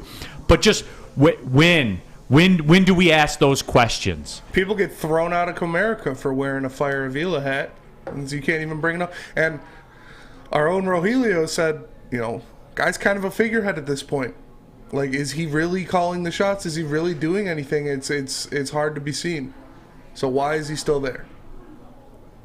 He can't be here at the trade deadline. But he's going to be. The trade deadline's in 4 weeks, right? If we expect to move Lang and Vest and Chafin and some of our pieces that will actually get a return, it can't be Elvia calling those shots. But it's going to be. It's going to be. We're gonna get 4 more Alcantaras. And look, Neal, we need Neal to be the governor of Michigan. No one fights for Michigan like Neal. No, I'm not even saying all that. D-Mac will be your running mate. Yeah. I'm Canadian. I'm out. I don't do politics. Well. Again, though, these questions I feel are real. The draft will be here soon. The trade deadline, a pivotal piece of the future of Major League Baseball franchises, will be here soon. And I just want, as my good friend Darren McCarty always says, I just want some accountability. If you have a question for me about the way I do things, ask me, I'll tell you. It's coming up. Anything in my life, ask me, I'll tell you. You know what I'm saying? Right. And I'll tell you why I made this decision, the factors that went into it. Did it happen the way I expected it to happen? Certainly not. Certainly not. And there are moments that I've had in my life that didn't work out the way that I planned them. So guess what? If you ask me about them, I'll answer them. I don't get this, man. I don't get it. How can you be bad at your job for this long and no one questions it? If I came on here and just sat here like this and you said, Spencer's like, start the stream, here's 3, 2, 1. And I was like, hey, everyone. Neal, because your boss. Welcome. Because your boss let you. Welcome. Because his boss allows it. So is it more figurehead to somebody else pulling straight? Because as long as your boss is the guy who pays the bills. Welcome to Big D Energy, right? Everyone. It's the same thing as the Vince McMahon. Who's paying the bills? That's Darren McCarty. Remember when he played for the Red Wings? That was fun. Sam Flannel's wearing a flannel. That's pretty funny, right? Spencer won a donut eating contest. He really likes donuts. Get involved in the YouTube chat thread here on Big D Energy. This is fun, isn't it? I don't really know what to say. I'm just here. They put me here. Right. And as long as your boss puts you there. I think the question, that's the whole thing. And it won't change. It's coming up on, July 4th weekend. You're going to be on family reunion, right? Uncle Ricky's going to be there. Uncle Ricky's going to get drunk and try to shoot off fireworks. and the object is that after 10 o'clock, he's not allowed near a match. I mean, it's it because if not, one of these years you don't watch Uncle Ricky, boom, there goes his hand. We just know it's accountability to that's the same thing at the trade deadline. It could go up in smoke. Expect it to go up in smoke. Darren, if people are thinking about getting a haircut, what's one of the places they could go to? Well, what do I call you? Exactly. Anyways. We broadcast here live from the Lady Jane's studios in Birmingham, Michigan, the headquarters of Lady Jane's, all 168 of them across this great country. Yes, you can walk in, you sign in, you sit down, and before you know it, King's treatment, you looking great. 10 to 8 everywhere, Monday to Sunday. That'd be 7 days a week. Get yourself in there. Get the King's treatment like we all do. So walk in anytime. Lady Jane's. It's wicked awesome. Big D Energy, Woodward Sports Network. Be right back.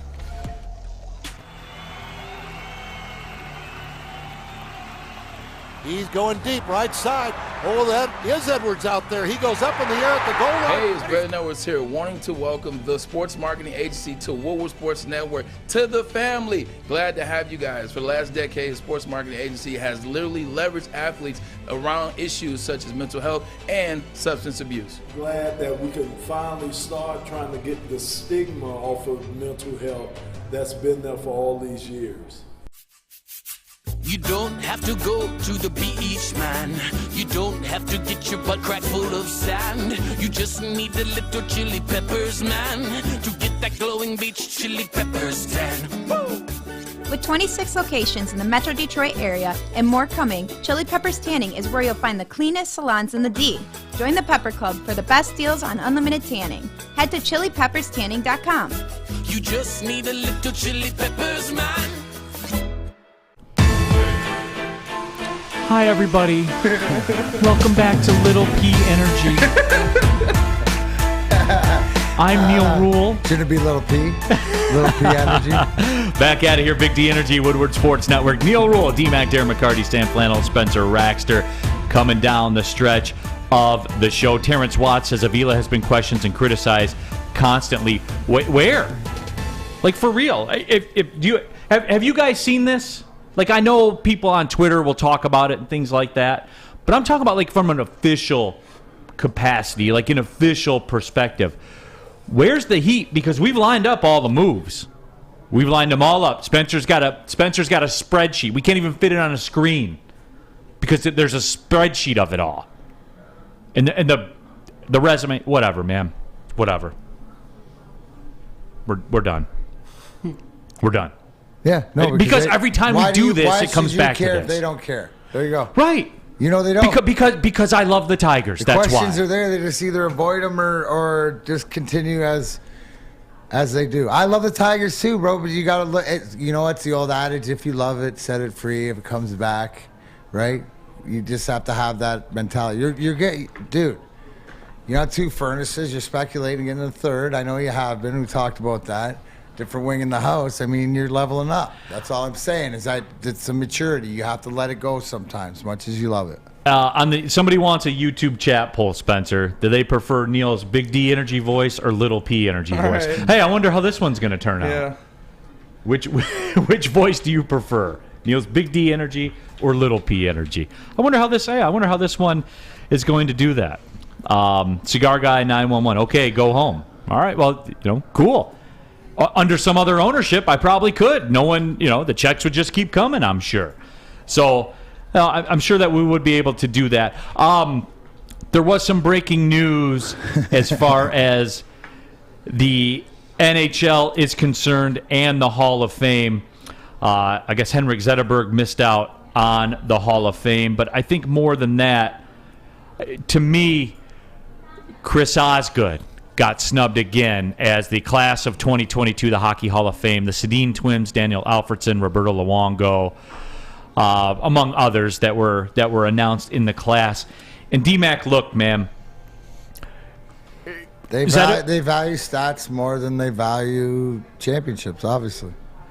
But when you're a goalie, and I'm not arguing that with the stats that the Sedins and Luongo put up shouldn't deserve them in there. But the fact is that, Chris Osgood's resume speaks for itself. So, I don't really pay attention to that. So I don't know what the voting went and whatever like this, but it's all no. And I know you don't. You don't keep it doesn't keep you up at night and things like that. And you're not breaking down stats, but and look, I've always been a guy where I do think sometimes too much credit is given to longevity, but when you're a guy like me, a guy to like Chris Osgood, where you won the Cups, you won over 400 NHL games as a goalie. It stops. For me, this is very much like Jack Morris in that whole discussion. I agree. That's why it's not even an argument, and I don't even understand that. So. But it is, though. To me, it is like Jack Morris, where Jack Morris was a Hall of Famer. And I always broke it down like this. And Sam Flannel, I know you're the lord and ruler of Hall of Fames and whether or not somebody had a good career. I know Sam Flannel is our resident. Music? Where's that? Give me the King Jerry Lawler music. Yeah, I know Sam Flannel is the one who is the final decider of whether or not you had a good career in sports. But for me, Sam, my Jack Morris thing was very cut and dry. Unilaterally, people hailed him as the best pitcher of the 1980s, right? That's fair to say. You heard that. I've heard that. Everyone talked about that around baseball.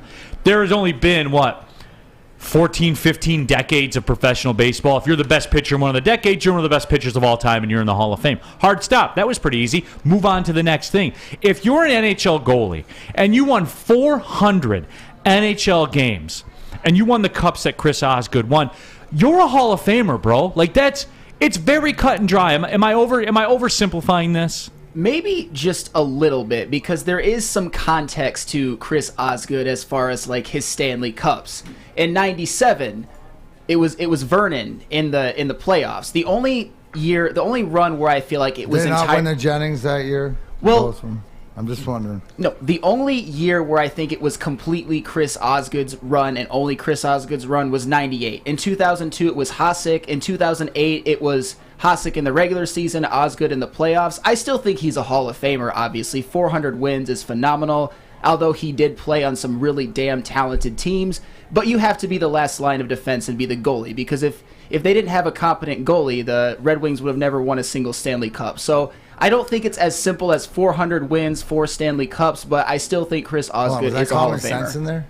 Did you just spit some common sense about realizing that you need a goalie? Well, and again, maybe I'm oversimplifying this. Hey, D-Mac, let's talk NHL playoffs. Let's rewind the clock a month ago. Hey, D-Mac, let's talk NHL playoffs. Connor McDavid's really good, and the Oilers are good.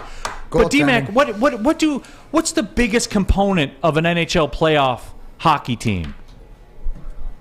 Goaltending. Oh, Neal, that's goaltending. Right, yeah, the goalie.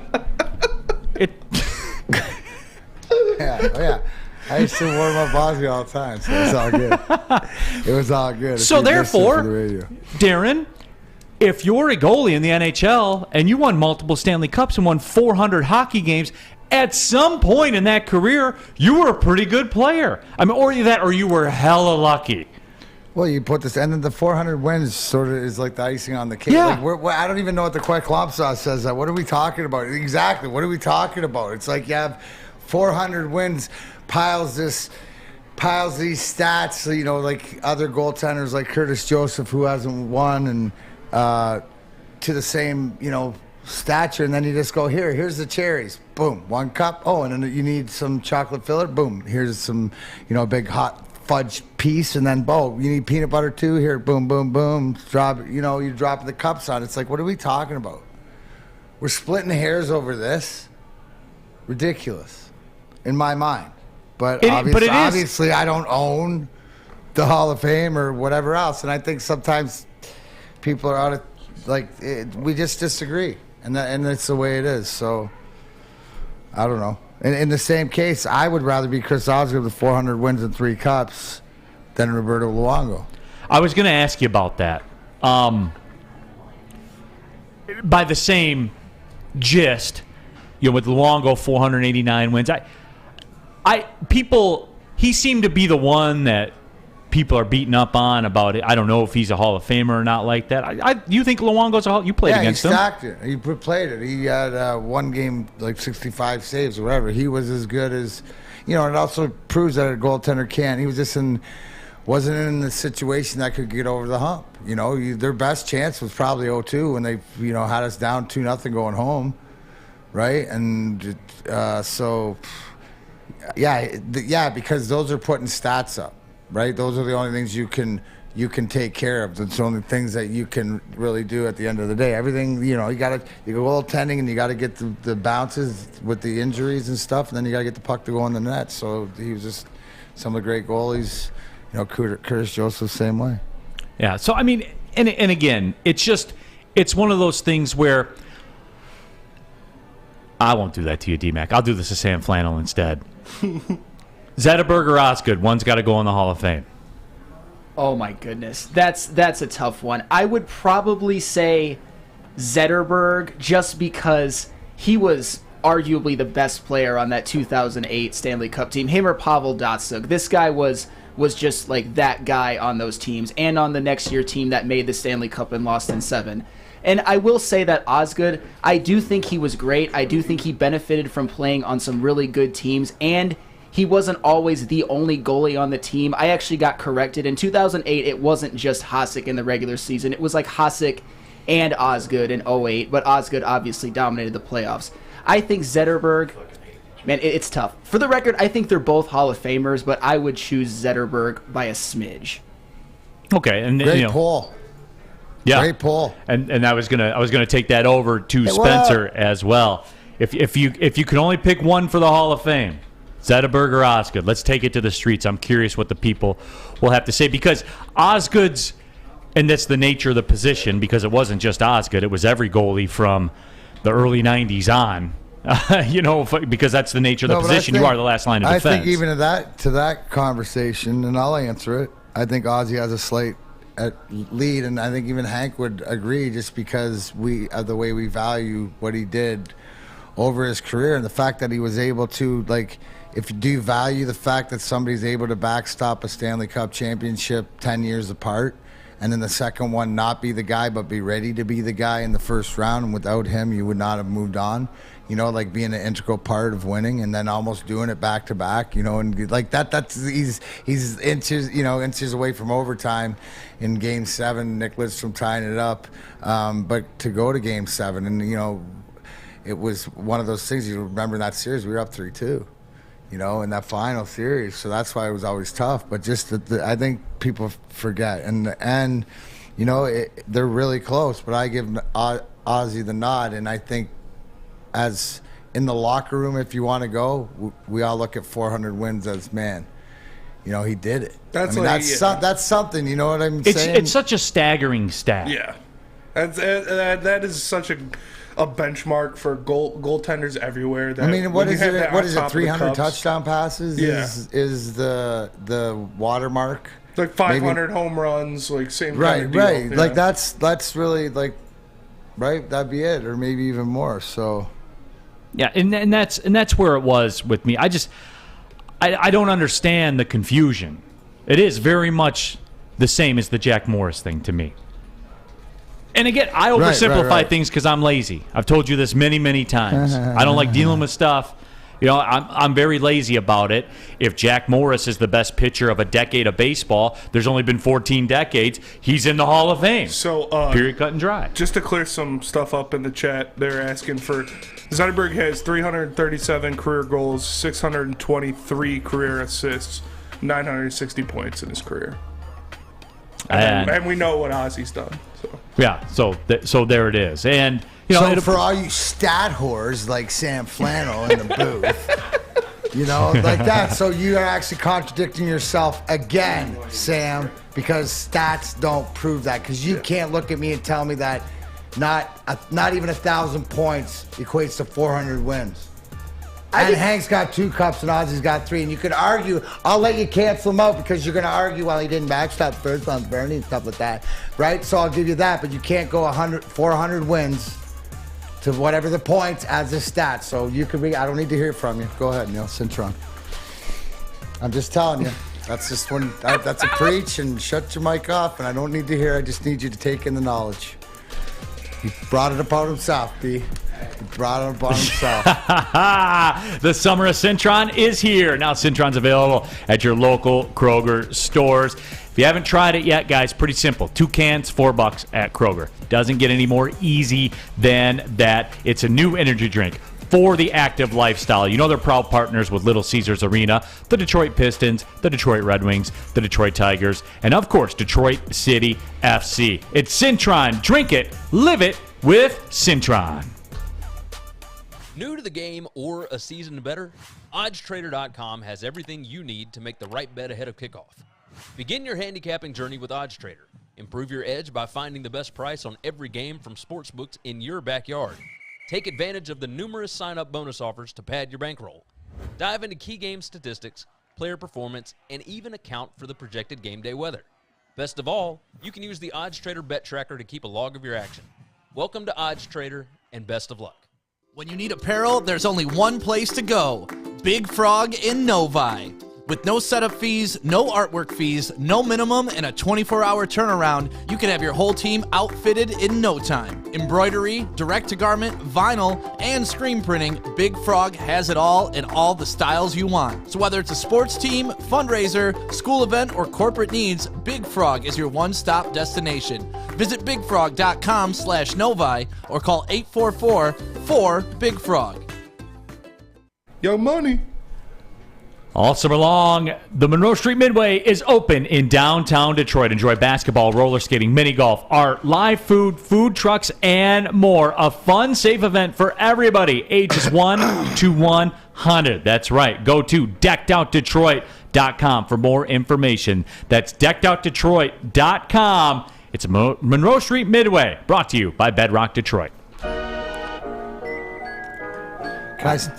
Leave it to Detroit Dabber, right, to spill the guts of the playoff stats of Hank Zetterberg. I know them. I quieted him. You didn't have to do it. The stats of Zetterberg's playoff gives him the relevance to take it up and have his personal choice, but I wanted to give him a little jab of how stats could eat him back. But he only made the All-Star game one time. Like, that's pretty That's what I'm saying. That brings him down. Yeah. Drags him down. But a playoff performer, 120 points, 137 playoff games. Calder, dude, he was a Warrior player. So when you go to that, that's what takes him over the top. Well, I'm sure, like right? Dave Schultz says right here, I'm sure that this is one of Sam Flannel's hang-ups, where he says, Ozzy only has one career goal, though. So I'm sure there are some people holding that against him. Got it on the board, but that if he didn't have it, then I don't even think he'd put him in the conversation. That's just how... If there was a Hall of Fame for protecting the puck, using your body to protect the puck, Hank would be number one. Because I swear, really? He did that what better about than Pavel? Pavel, yeah. You didn't touch Pavel. Okay, Hank protects, Pavel steals. Pavel steals, yeah. He's a thief. I swear, he would always just put his body into somebody, had the puck, out on the edge, and nobody could get it from him. So, that was just a question that I had.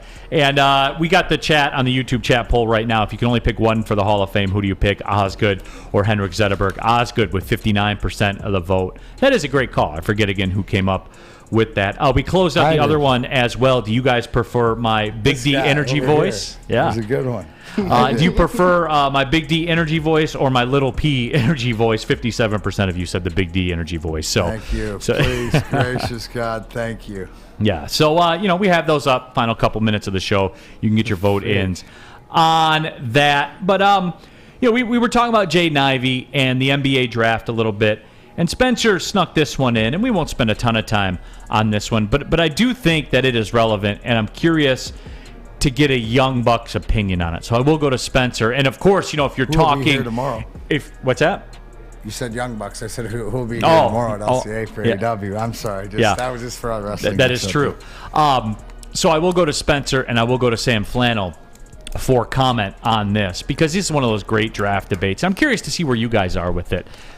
Who was the bigger bust? And Spence, you came up with this one. The bigger bust all time, Darko or Anthony Bennett? Because it was 9 years ago today the Cavs drafted Anthony Bennett with the first overall pick and passed on Giannis, obviously, as everybody did, Rudy Gobert, CJ McCollum, et cetera, et cetera. etc. And, drafts are filled with this, and we can always go back to it. But, Spencer, I'm curious to get what was the logic on this debate? Yeah, I mean, it's pretty similar. I mean, obviously, you look at the, Giannis and Rudy Gobert being the D-Wade and Chris Bosh of that draft, to where you pass, but everybody passed on them. You look at maybe, CJ McCollum or somebody like that being the Carmelo, another fantastic player they passed on. I still think it's Darko, even though Anthony Bennett barely played in the NBA, if he played at all in the NBA, was Darko, just because of what they passed on. I spoke with the president of the Cavaliers in one of my sports journalism classes at MSU. We had him in. He was talking to us. I went up there, got to ask a question, and I said, you guys had tremendous luck winning the lottery 3 years out of 4. Does it ever make you regret picking Anthony Bennett? You did well, obviously, with Kyrie Irving and then turning Andrew Wiggins into Kevin Love. Does Anthony Bennett ever keep you up at night? And he says, that was something where nobody thought Giannis was going to be what Giannis is. Nobody thought why he was picked in the teens. Rudy Gobert Seth Curry was didn't get drafted. Rudy Gobert was. Seth Curry, undrafted. Where do you draft him? Did you redraft one or two? He's Seth Curry. He's probably top 10, I would say. What? Seth, his brother, not Steph. Okay. Yeah, it's but it's tough because Darko you passed up on 3 Hall of Famers that went right after him. That's what it really puts it in your face, is they went right after him. So see, and look, for me, it's Anthony Bennett, and there's no question to it, because Darko. See, people forget this. Darko went to Minnesota and averaged 9-5 and 9-6 and back-to-back. You got a $20 million contract. He wasn't. He wasn't a absolute bum. He wasn't a 12th guy on a bench. Yeah. He had seasons where he was a competent NBA player. Again, to the point where he got a $20 million contract from the Timberwolves and had a couple of decent seasons for them. Now, granted, it's Minnesota and everything, and I understand that. But, everybody's always in this. You're either Giannis or, you're Scott Hastings or, somebody like there is no in between. And it's a league full of guys who are decent players. If you go to the NBA and you have 2 seasons where you average 9.5 and 5.5, you're a good NBA player. Yeah, but you're a serviceable, competent NBA player. Anthony Bennett was none of those things. But the players that went right after Darko, I understand, Giannis, but MVP, they were drafting from a position of luxury, though. Yeah, you know what I'm saying? They took the swing. They did. Should have swung at Carmelo. I'm not convinced they win that championship. Oh, my God. Because I'm not convinced that Tayshaun Prince is on the floor. He'd be on the floor. But the question's out there. The question's out there. I know you have. I know. All right. They would have won another championship. Question for you, D-Mac. Who has more man love for their guy? Do I love Sergei Fedorov more, or does he love Carmelo Anthony more? Ooh. Wow, that is. Think about it for a second. Sam Flannel. Who? I would say that Spencer likes Carmelo Anthony more. No way. No way. But you know what I will say? I think that Sergei Fedorov is a way better hockey player than Carmelo Anthony is a basketball player. So I understand your love, Neal, especially since he's a Red Wing, more than Spencer with Carmelo. I'm going to say, on the surface, the love that Spencer has, but the deep down where you're willing to go for your love of Sergei Fedorov, because it's been longer, that Spencer doesn't understand. But that's a hill that you climb. And at the end of the day, I don't know if Carmelo's there's other guys that that Spencer would hang his hat on or go down with the ship, or like that. There's no question, right? Sergei Fedorov, you're there. Carmelo Anthony is my favorite basketball player of all time. I get it, but and Sergei Fedorov is my favorite hockey player of all time. Yeah, that's fair. But I have don't 3 know. Carmelo jerseys. At the end of the day, shirts if you're climbing the Himalayas and going up Mount Everest and stuff like that, I think you get to survive. I think that you're just a little bit. It's the Osgood Zetterberg Hall of Fame conversation I give Neal the nod just because he's older and he's had more time for that to permeate in. And plus, Neal knows what championships are with his guy are like, so there's a little bit more love with that too. And then there is that too. Remind me how many championships Melo has won. That would be 0. That would be 0.0, like Blutarski's grade point average. Yeah, I mean, he's got an NCAA championship and multiple gold medals. It's great. Come on, you put Carmelo Anthony on a caliber of team of the Red Wings, like he would have won a championship if he had 6 Hall of Famers on the team with him. Would he have won a league MVP? If he was, he won a scoring title. He was top 3 in MVP voting that year. Because Carmelo never saw a shot he didn't like. That's fair. Never. Scored 29 points a game. Uh-huh.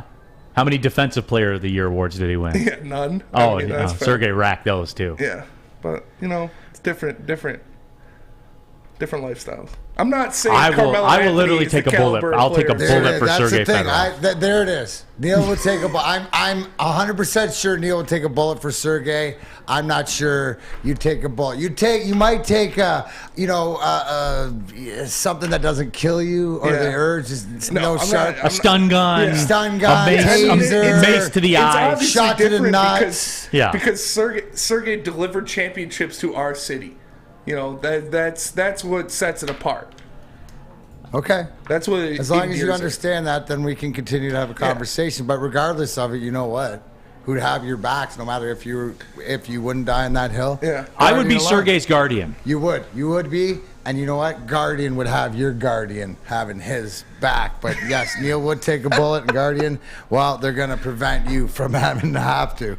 So they'll keep you safe and give you peace of mind no matter if you're home, on the road, 24/7. Like I tell you, all hooked up in here, especially when it gets hot outside, cool down those pets in the house or whatever else. So if you want to be part of the Big D Energy Woodward Sports Network family, I need you to give them a call. Sammy Flannel, let them know. 1-800. Stay out. That's 1-800. Stay out. How many days straight of the flannel? 86. 86 straight days. Let's go. They're keeping them safe. Guardian Alarm, your local security experts. Give them a call, 1-800. Stay out. Get out of my house. Make sure you let them know Woodward Sports Network. Big D Energy sent you. Hi, my diamonds. It's Crystal with an X. You want to get hot and perfect like me? Here's my super easy routine. Drink at least a gallon of water before you wake up. Attach a weight to everything in your house. Hello? Sell your car and just sprint everywhere. Scream when you exhale. Don't follow Crystal with an X. Do your own thing at Planet Fitness with tons of equipment and free fitness training in our clean and spacious clubs. Join now for just $10 a month and cancel anytime. It's a great day to get some Centron in your life.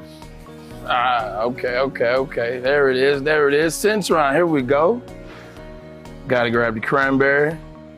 Oh wait, it's 2 for $4. Gotta double up with the classic as well. Centron World, baby. Centron, available at select Krogers, and if you wanna know how, go to @CentronWorld.com. You get dope like me. You know what? Why wait?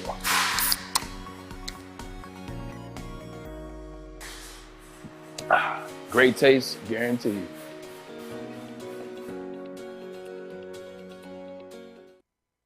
Neal Ruhl here for Chili Peppers Tanning, where you can join the Pepper Club at Chili Peppers Tanning. You'll get all the best deals, plus they'll beat all competitors by at least $5. Chili Peppers Tanning has the hottest bulbs, the hottest deals, and the darkest tans. 26 locations, more on the way. Go to chilipepperstanning.com, find out which one works best for you. It's Chili Peppers Tanning. Coming on the stretch here, Big D Energy, Woodward Sports Network, final segment of the show. Neal Ruhl, D-Mac, Darren McCarty, Sam Flannel, Spencer Raxter here in the building. Happy to have you guys along for the ride as well. Wrapping up our YouTube poll. If you could only pick one for the Hall of Fame, who would you pick? Chris Osgood, 56% of the vote. Henrik Zetterberg, 44% of the vote. So it did close up a little bit towards the end of it as well. Earl Cash says you can't defend the Darko pick. I just gave you the rationale. Like they were swinging for the fence on it. And he had seasons where he was 9.5 and 5.5 in the league. He wasn't a bum like he could play basketball. Unlike Anthony Bennett. Unlike Anthony Bennett, exactly. So, this biggest bust ever. No. I don't care. Like that's the rationale of it. That's what they were doing. But final segment of the show. Usually we have the the Ask DMAC questions. We welcome in Braylon Edwards from the Bottom Line. But before we do that, what do you got, DMAC? A couple things before we start. Congrats to D Helm. Like I said, Colorado Avalanche won. Next year's the betting lines. Colorado favorite plus 430 the Red Wings, because the stat that's out there every time Colorado wins, Red Wings win next year. I don't think it's happening, but it's plus 7,000. So if you wanted to throw $10 on it for 700, might be worth it if the karma collides. So welcome to the show, B. What's going on, fellas? Braylon, what's popping, man? Teammate, that's right, golf teammate. Yesterday, man. Yesterday I had a chance to golf with my boy Neal, Ruhl, Detroit Golf Club. It was Rocket Mortgage media outing, and we had some fun, didn't we? Had some pops, hit some good shots, hit some bad shots. We did. We took some mulligans. We drank some mulligans. Yeah. We kind of did it all, man. But the reason why I wanted to come on the show today is, I watched something yesterday on E60 at 2 o'clock. Now, I missed it at 2 o'clock. I'm lying there, but I called it at 4, and it just reminded me how powerful it is when the city of Detroit is winning. It reminded me how powerful it is. So you're like me. When 100%. It reminded me how powerful it is when you have players that aren't necessarily from Detroit